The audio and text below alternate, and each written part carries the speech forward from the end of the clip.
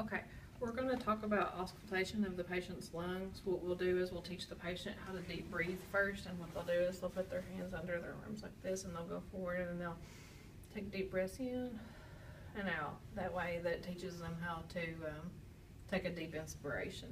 After that, you'll tell them to breathe normal. You'll start with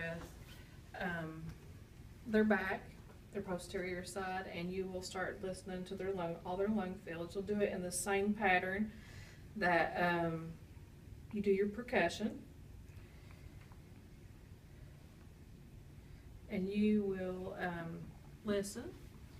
On the back side, you will, in the bronchial area, you will hear bronchiovesicular sounds. Then once you move down more, you'll just hear the vesicular in the outer parts of the lung fields. You'll then go to the sides, just like you did. You'll have them to raise their arms up. You'll listen to each side, and you should only hear vesicular sounds. Those are the normal ones that you will hear. Then you go to the trachea. You listen here, and you should hear bronchial sounds there. Then you move down to the chest. You hear the bronchiovesicular again,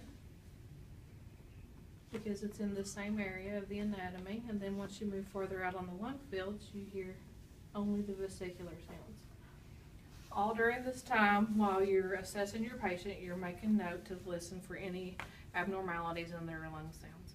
You're listening for wheezes, rails, bronchi, rubs, anything like that while you're listening to the patient, because those would be abnormal sounds.